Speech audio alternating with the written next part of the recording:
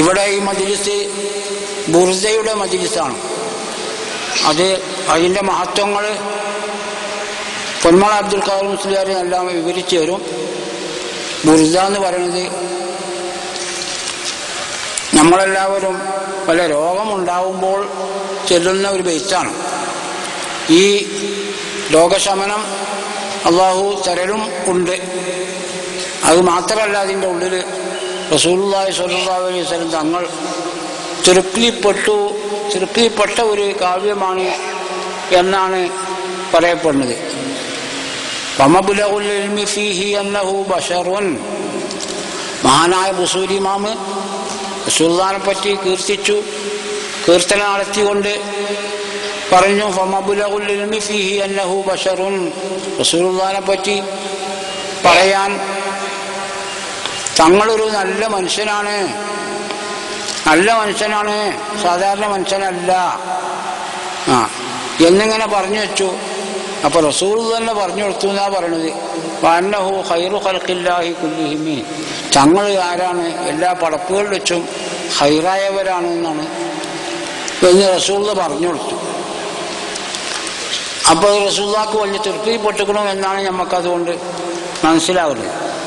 ആ ബൈത്ത് നമ്മളിവിടെ ചുരുക്കമാണെങ്കിലും അത് ചുരുക്കമല്ലാത്ത നാടാണ് മക്കത്തും മദീനത്തൊക്കെ. അവിടെയൊക്കെ എല്ലാ മുഅ്മിനീങ്ങളും വളരെ ആഹ്ലാദത്തോടുകൂടെ സന്തോഷത്തോടുകൂടെ വലിയ തൃപ്തിയിൽ വളരെയധികം അന്നദാനങ്ങൾ, നല്ല ഭക്ഷണങ്ങൾ ഉണ്ടാക്കിക്കൊണ്ട് ഒരുപാട് ആളെ ക്ഷണിച്ചുകൊണ്ട് അവർ വലിയ ആവേശത്തോടുകൂടെ നടത്തുന്ന ഒരു കാര്യമാണ് ബുർദ എന്ന് പറയുന്നത്. അപ്പം അത് നമ്മളിലും നമ്മളെ നാടുകളിലും നമ്മളെ പള്ളികളിലും നമ്മളെ പുരകളിലും അത് നടപ്പാക്കാൻ വേണ്ടിയിട്ടാണ്, ആവണം. അതിന് വേണ്ടിയിട്ടാണ് നമ്മൾ ഒരുമിച്ച് കൂട്ടിയിരിക്കുന്നത്. ഉറപ്പുറപ്പിങ്ങളെ നമ്മൾക്ക് യാതൊരു രക്ഷയില്ല. റസൂലുള്ളാഹിയെ പിന്തുടരല്ലാതെ യാതൊരു രക്ഷയില്ല. ലം യകും ഫീ മആദി ആഖിദൻ ബിയദി ഫളലം വഇല്ലാ ഫഖുൽ യാ സല്ലത്തൽ ഖദമി. തങ്ങള് നമ്മളെ പിടിച്ചിട്ടില്ലെങ്കിൽ, സഹായിച്ചിട്ടില്ലെങ്കിൽ വല്ലാത്ത ബേജാറാണ്. പക്ഷേ മഹാൻ പറയാണ്, ഹാശാഹു അൻ യഹ്രിമ റാജി മകാരിമഹു ഔ യർജിഅൽ ജാറു മിൻഹു ഗൈറ മുഹ്തറമി.